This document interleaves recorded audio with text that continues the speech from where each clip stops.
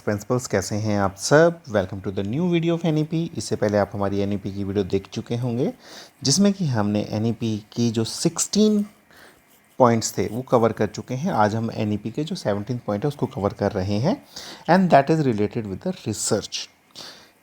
Catalyzing quality academic research in all fields through a new National Research Foundation. This is NRF. Might be की slip of tongue की वजह से बहुत जगह national research foundation की जगह नेशनल रिसर्च फंड यूज़ हो गया हो, but please correct it is national research foundation.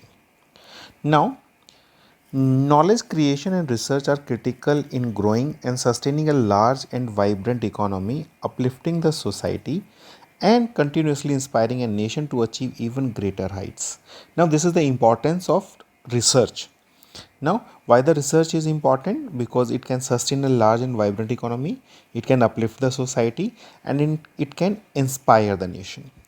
Indeed, some of the most prosperous civilizations like India, Mesopotamia, Egypt, Greece, to the modern areas such as US, Germany, Israel, South Korea, and Japan were strong knowledge society that attained intellectual and material wealth in large parts through celebrated and fundamental contributions to the new knowledge. When we say that contribution to the new knowledge, that means that is the research in the realm of science as well arts language culture and enhanced and uplifted not only their own civilization but others around the globe. So research जो है वो काफ़ी ज़्यादा important role play करती है, क्योंकि research करने से, रिसर्च के ऊपर एक्सपेंडिचर करने से, रिसर्च में नॉलेज लेने से जो इकोनॉमी का जो है अपलिफ्टमेंट होता है, सोशल अपलिफ्टमेंट होता है, कल्चरल अपलिफ्टमेंट होता है। Then a robust ecosystem of research is perhaps more important than ever with the rapid changes occurring in the world today.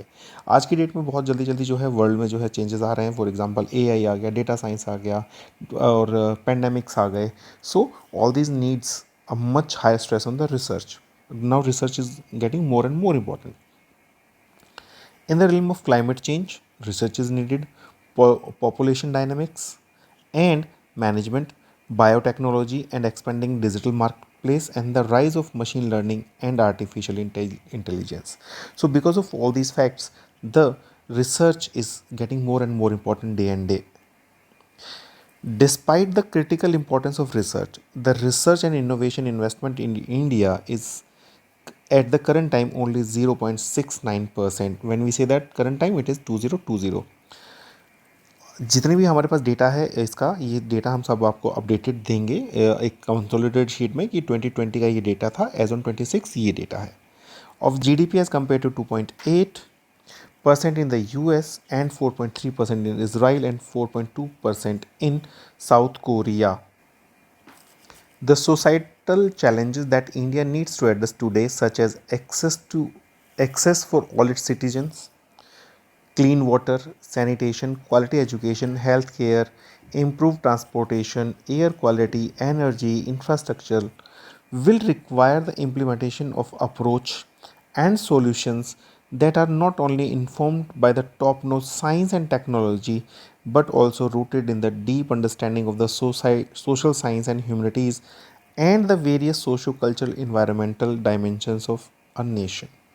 Now what it says कि केवल जो ये भी हमारी प्रॉब्लम्स हैं, एक्सेस की प्रॉब्लम है, क्लीन ड्रिंकिंग वाटर नहीं है, सैनिटेशन नहीं है, क्वालिटी एजुकेशन नहीं है, हेल्थ केयर नहीं है, इम्प्रूव ट्रांसपोर्टेशन, एनर्जी, इंफ्रास्ट्रक्चर, ये केवल टॉप नॉच साइंस से सॉल्व नहीं होंगी, लेकिन इसके साथ साथ जो डीप नॉलेज होनी चाहिए हमारी सोशल साइंसेज की, ठीक है, और जो हमारे socio culture and environmental issues हैं उनकी, जब तक ये दोनों मर्ज नहीं होंगे, दोनों एक दूसरे के साथ मल्टी डिसिप्लिनरी अप्रोच के साथ नहीं स्टडी किए जाएंगे, तब तक ये प्रॉब्लम सॉल्व नहीं होंगी. Facing and addressing these challenges will require a high quality interdisciplinary research across fields. मतलब वो साइंस में भी होगी, ह्यूमनिटीज़ में भी होगी.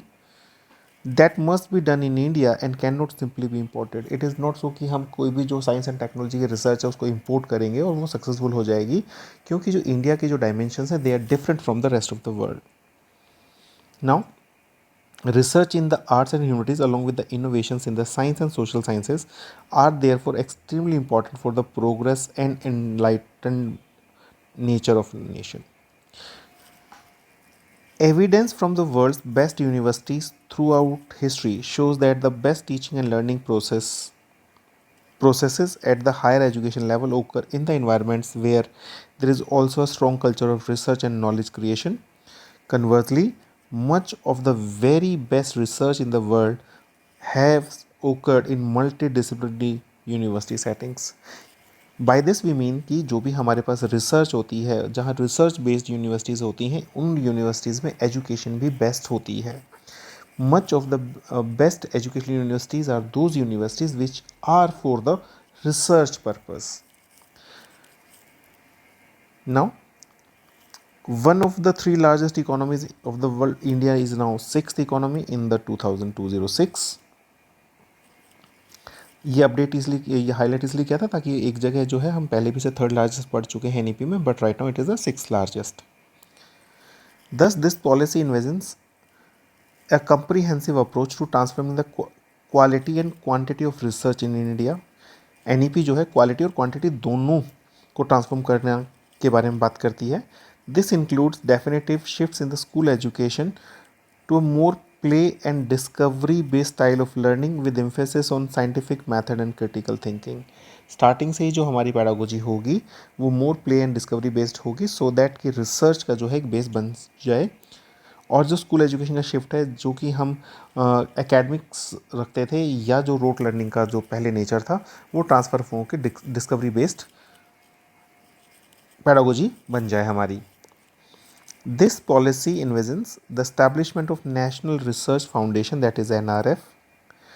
The overarching goal of the NRF will be to enable culture of research to permeate through our universities. मतलब NRF का जो है एक ओवरआर्किंग गोल होगा कि वो यूनिवर्सिटीज़ में कल्चर जो है रिसर्च कल्चर को डेवलप करने में हेल्प करेगा.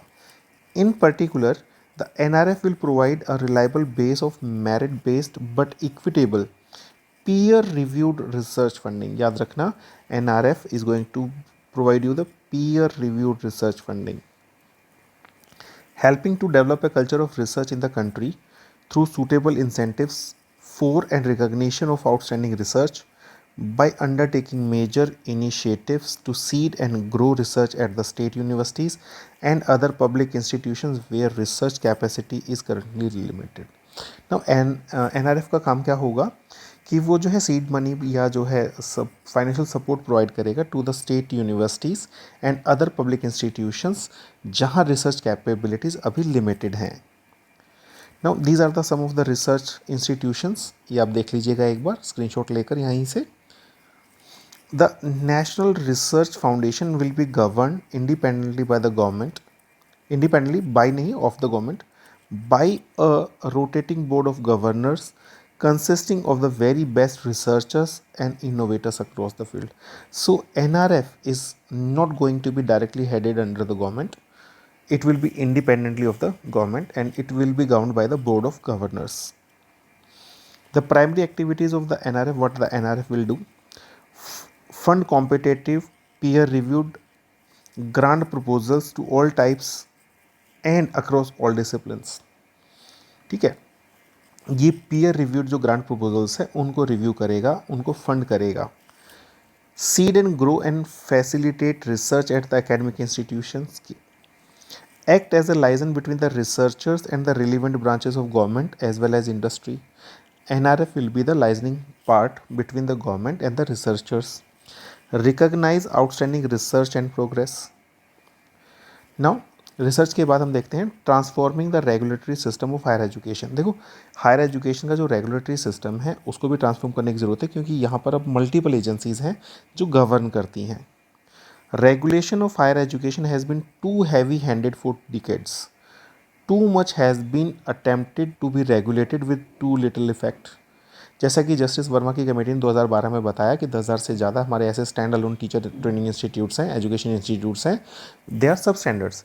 तो रेगुलेशन बहुत हैवी रहा है हमारे यहाँ, लेकिन जो उसका इफेक्ट रहा है वो बहुत थोड़ा रहा है. The mechanistic and disempowering nature of the regulatory system has been rife with very basic problems. जो अब तक का था उसकी जो हमारा रेगुलेटरी सिस्टम उसकी क्या प्रॉब्लम्स है, such as heavy concentration of powers with a few bodies, conflict of interest among these bodies, and a resulting lack of accountability. So these are the three basic problems: concentration of power, conflict of interest, and lack of accountability in the existing system. The regulatory system of higher education will ensure that the distinct function of regulation, अब ये चार important functions हैं: regulation, accreditation, funding, and academic standard setting. These are the four functions: regulation, accreditation, funding, and academic standard setting will be performed by the distinct, independent, and empowered bodies. अब तक ये सारे काम जो है multi agencies करती थी और जिनके जो इंटरेस्ट थे वो कॉन्फ्लिक्ट भी करते थे क्योंकि same agency is funding and the same agency is giving the accreditation. Now these four different functions will be done by the four different empowered bodies. These four structures will be set up as four independent verticals within one umbrella institutions, the Higher Education Commission of India. This is going to be the highest authority in higher education, Higher Education Commission of India. इसके अंदर जो है चार हमारे पास independent verticals रहेंगे. जो एक है हमारा सबसे पहले वो रेगुलेशन देखेगा, उसके बाद जो दूसरा है वो एक्रीडिशन देखेगा, तीसरा फंडिंग और चौथा जो है स्टैंडर्ड सेटिंग का काम करेगा. The first vertical of Higher Education Commission of India will be the National Higher Education Regulatory Council. National Higher Education Regulatory Council. So it will be doing the work of the what regulation का. It will function as a common single point regulator for higher education sector including teacher education and excluding medical and legal. याद रखिएगा, very important. जो national higher education regulatory commission है वो teacher education को तो regulate करेगा लेकिन वो मेडिकल और लीगल एजुकेशन को रेगुलेट नहीं करेगा. thus eliminating the duplication and disjunction of regulatory efforts by the multiple regulatory agencies that exist current time. Now, National Higher Education Regulatory Council, oh sorry, by the slip of tongue I may have used the word commission, but it is council. National Higher Education Regulatory Council will be set up to regulate in a light but tight, ये हमने NEP के vision में भी पढ़ा था, light but tight regulatory bodies. So NHERC will be set up to regulate in a light but tight and facilitative manner, meaning that a few important matters, particularly financial probity, good governance, and the full online and offline public self-disclosure of all finances, audits, procedures, infrastructure, faculty, course, and educational outcomes will be the very effectively regulated. ठीक है, NRC है जो कम regulations के साथ काम करेगा लेकिन जो रेगुलेशंस होंगे वो बड़े टाइट होंगे. They will be very stringent. The second vertical of higher education commission of India will be therefore a meta accrediting body called the National Accreditation Council, NAC, National Accreditation Council. Accreditation of institution will be based on primarily on the basic norms, public self-disclosure, good governance जो हमने अभी पढ़े थे, and outcomes, and it will be carried out by an independent ecosystem of accrediting institutions supervised and overseen by National Accreditation Council. In short term, a robust system of graded accreditation shall be established, which will specify phased benchmarks for all HEIs to achieve set level of quality, self-governance, autonomy. जो NAC है वो short term एक robust system of graded accreditation कि इसके बाद ये, इसके बाद ये, इसके बाद इतना कर लिया तो ये ग्रेड होगा, इतना कर लिया तो ये ग्रेड होगा, विल बी सेटअप. ठीक है, और उनका बेसिक टारगेट क्या होगा? To achieve the set levels of quality, self governance and autonomy. Okay, now in turn all HEIs will aim through their institutional development plans to attain the highest level of accreditation over the next 15 years. So what does it mean कि जो आने वाले 15 साल होंगे उसके अंदर जो है इंस्टीट्यूशन डेवलपमेंट प्लान्स बनाए जाएंगे by the HEIs to attain the highest level of accreditation over the next 15 years. ठीक है, एक्रेडिटेशन का जो भी हाईएस्ट लेवल होगा वो पाने के लिए जो भी HEI होंगे वो अपने इंस्टीट्यूशनल डेवलपमेंट प्लान्स को डेवलप करेंगे. thereby eventually aim to function as a self-governing degree granting institutions and clusters. Highest level of this regulatory Parameters will be when you will become the self-governing degree granting institutions. In the long term, accreditation will become the binary process as per the extent of global practice. Now, the third vertical of HECI will be the Higher Education Grants Council, जो आज की date में UGC करता है, which will carry out the funding and financing of the higher education based on transparent criteria including IDPs prepared by the institution and progress made on their implementation. जो higher education grants council होगा वो क्या करेगा, जो institution ने IDP बनाए होंगे उनके इम्प्लीमेंटेशन और उनकी इम्प्लीमेंटेशन प्रोग्रेस को देखते हुए उनको ग्रांट्स प्रोवाइड कराएगा, and the criteria is going to be very transparent. The fourth vertical of HEIC will be the General Education Council GEC, which will frame expected learning outcomes. Learning outcomes कौन करेगा? General Education Council करेगा. For higher education programs, also referred as graduate attributes. Now the graduate attributes means learning outcomes. A National Higher Education Qualification Framework NHEQF will be formulated by the General Education Council, and it shall be in sync with the National Skill Qualification Framework NSQF to ease the integration of vocational education into the higher education. Now, what will it do? A National Higher Education Qualification Framework will be formulated by the GEC in sync with the NSQF, so that कि जो integration of vocational education का higher education में वो easily किया जा सके. In addition, the GC shall set up facilitative norms for issue such as credit transfer, equivalence, etc. through the NHEQF, National Higher Education Qualification Framework. Now, the professional councils such as Indian Council for Agriculture Research (ICAR), Veterinary Council of India (VCI), National Council for Teacher Education, and Council of Architecture, Council of Architecture, National Council for Vocational Education and Training will act as professional standard setting bodies. These will be there. ये सारे के सारे डिवोल्व नहीं हो रहे हैं. कौन कौन डिवोल्व नहीं हो रहा है? ICARA, VCI, NCTE, COA and NCVT. ये डिजोल्व नहीं हो रहे हैं, ये रहेंगे, but they will be as PSSBs. They will be as PSSBs. Okay, professional standard setting bodies they will be functioning as. They will play a key role in higher education system and will be invited to be the member of GEC. ये जो हमारे तीनों part हैं कौन कौन से? चारों part जो हैं ICAR, उसके साथ है हमारे पास ये veterinary council of India, first, second, third, fourth and fifth. ठीक है, लाइकवाइज ये 5 तो मेन है ही हमारे पास. ये जो हमारे पांचों पार्ट होंगे they will be the members of the GEC.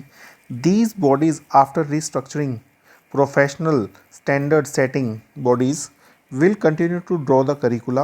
अब ये करिकुलम बनाएंगे, lay down the academic standards and coordinate between teaching, research and extension of their domain disciplines as a member of the GEC. ठीक है, इसका मतलब क्या है? जब ये ये प्रोफेशनल स्टैंडर्ड सेटिंग बॉडीज़ बन जाएंगी, सो वो क्या करेंगी? वो करिकुला को डिज़ाइन करेंगी, एकेडमिक स्टैंडर्ड्स को ले डाउन करेंगे और कोऑर्डिनेट करेंगे बिटवीन टीचिंग एंड रिसर्च. और अगर जो उनको अपने डोमेन को एक्सटेंड करना, बढ़ाना है, डिसिप्लिन को बढ़ाना है, तब as a member of GEC, जब GEC के मेंबर के रूप में ये काम करेंगे. As the member of the GEC they would help in specifying the curriculum framework within which HEIs may prepare their own curricula. ठीक है, GC के अंदर ये प्रोफेशनल स्टैंडर्ड सेटिंग बॉडीज़ होंगी, 5 जो मेन है, उसके अलावा भी हो सकती हैं. अब ये मेंबर करेंगे क्या? ये स्पेसिफाई करेंगे करिकुलम फ्रेमवर्क को, और उस करिकुलम फ्रेमवर्क के अंदर जो है, जो प्राइवेट HEIs हैं या जो पब्लिक HEIs हैं, वो अपना सब करिकुलर डिज़ाइन कर सकते हैं. Such system architecture will ensure the principle of functional separation by eliminating the conflict of interest between different roles. Funding की एजेंसी अलग होगी, एक्रेडिटेशन की अलग होगी, असेसमेंट की अलग होगी. ठीक है, तो ये सारे के सारे फंक्शन है सेपरेट बॉडीज़ करेंगी. The functioning of all the independent verticals of national higher education regulatory council like accreditation NAC करेगी, फंडिंग HEGC करेगी, एकेडमिक स्टैंडर्ड्स GEC करेगा, and the overarching autonomous umbrella body HECI रहेगा. Will itself will be based on the transparent public disclosure, use of technology extensively to reduce human interface to ensure efficiency and transparency in their work. अब यहाँ होगा क्या, ये जो भी जितनी भी हमारी बॉडीज़ होंगी ये ट्रांसपेरेंट पब्लिक डिस्क्लोजर रखेंगे अपनी वेबसाइट के ऊपर, और टेक्नोलॉजी का यूज़ होगा so that human interference minimum रहे, सो दैट एफिशिएंसी और ट्रांसपेरेंसी बनी रहे. Now HECI itself, Higher Education Commission of India itself be resolving disputes between these verticals. अगर इन चार में कोई डिस्प्यूट होता है, चारों वर्टिकल्स में कौन कौन से थे हमारे verticals, accreditation, funding, academic standards, ठीक है, ये मेन थे हमारे पास. तो बिटवीन दीज 4 वर्टिकल्स अगर कोई भी डिस्प्यूट होता है तो HECI will resolve these disputes. HECI itself will be a small independent body of eminent public spirited experts in higher education which will oversee, monitor, integrity and effective functioning of HECI. ये independent body रहेगी, ठीक है. will HECI itself will be a small छोटी independent body of eminent public spirited experts. इसमें public spirited experts रहेंगे जो oversee and monitor करेंगे integrity and effective functioning of the HECI. So principals and vice principal, this is all for this video. और इन videos में last की जो videos होंगी, क्योंकि हमारा बेसिकली स्कूल एजुकेशन रिलेटेड है, तो ये जो है थोड़ी सी समराइज्ड फॉर्म में जा रही हैं. सो डोंट थिंक कि इसमें हम बहुत ज़्यादा एलोब्रेशन नहीं कर रहे हैं, क्योंकि इसका जस्ट आपको पता होना चाहिए, क्यों, because we are not dealing with the higher education, but at least we should have the basic knowledge about the higher education. That's why इसको जो है हम एक समराइज्ड वे में सम अप कर रहे हैं.